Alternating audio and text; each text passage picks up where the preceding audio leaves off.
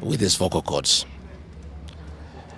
The doctors have assured us they are doing everything within their power to make sure that he is out of danger.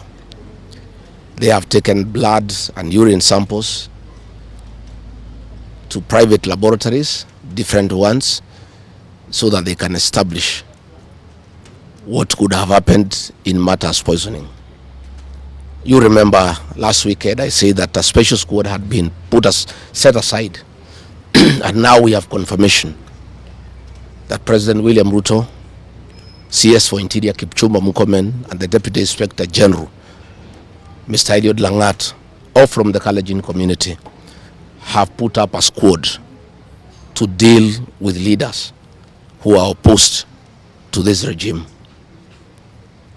The Honorable Kipchumba Murkomen has sent a message to us through common friends that his appointment to the Ministry of Interior is to make sure that William Ruto is re-elected as president and to deal with anybody who can stop that objective.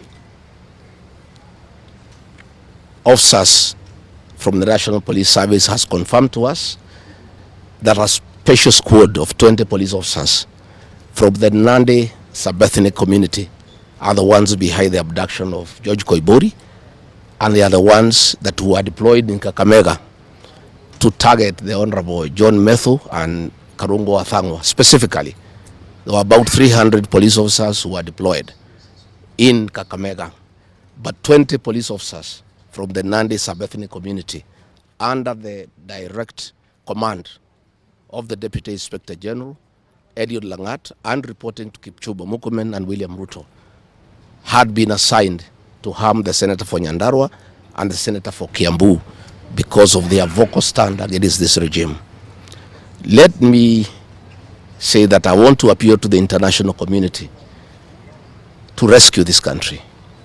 William Ruto has become a very vengeful dictator, and his activities are similar to the one by Dr. In Dada and Mobutu Sese Seko. And the level of impunity in this country, if the international community does not come through for the people of Kenya, we are going to have not just killings, but maiming of elected leaders. What has happened to the Honorable Koimburi is a very deliberate attempt by William Ruto, Kipchumba Murkomen, and Langat to scare leaders who speak out. It is meant to scare them. It is meant to sell them fear so that they can stop agitating for the liberation of this great republic. And I want to say that William Ruto must know it is these leaders, it is not these leaders who are against his rule. It is the people of Kenya.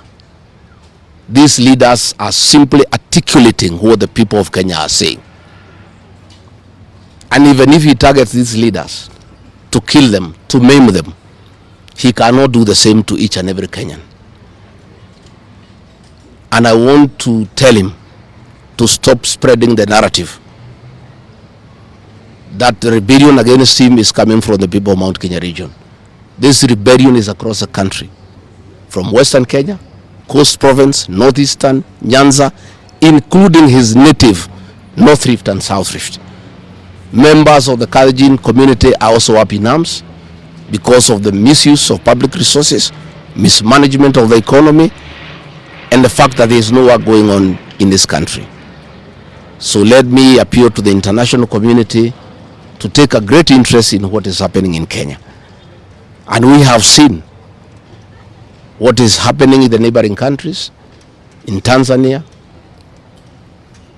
the suppression of civil society, and all those things are stemming from here in Kenya. William Ruto has become intolerant. He cannot take criticism. And the reality of one term is slowly sinking into him, that has sent him into serious desperation, that he has now formed a killer squad of his sub-ethnic community of the Nandi to deal with leaders. Let me ask the people of Kenya to be calm. I want to ask the supporters of the Honorable Koimburi to stay calm. We'll do everything possible to make sure that we are more careful in the face of the repression that is going on. You are aware that members of parliament opposed to this regime, their bodyguards have been disarmed so that they stop going for meetings and feel vulnerable. But it is very clear why they have been disarmed is to allow members of that gang that has been formed by the president to abduct them and to threaten them. And if anything happens to these members of parliament, to any leader in this country opposed to William Ruto, the president will be held to account. And let me tell William Ruto, people of Kenya cannot elect you by force. They elected you on their own free will. You are a popular leader 3 years ago, and you messed yourself up through bad governance, one-man rule, theft of public resources, wanton corruption, and tribalism. You cannot blame any of us here for the situation you find yourself in. The one-term movement is unstoppable, and there is nothing the president can do. He can kill these leaders, he can abduct them, he can torture them, but he cannot do that to all the people of Kenya. So I want to urge members of parliament and senators and others not to give up. Nobody can die from morning to evening. You can only die once. And the tree of liberation will be watered by blood. The Honorable George Koimburi is a hero of the Kenyan people. What he has undergone, the torture, the pain he is in, the anguish to his family members is not in vain. This liberation will take place, it will happen. And let me conclude by asking the Kenyan people not to be intimidated. Kenya is a constitutional democracy. They are entitled to cast their vote the way they want. And William Ruto cannot force the people of Kenya to elect him. And there is nothing he can do about it. Thank you very much.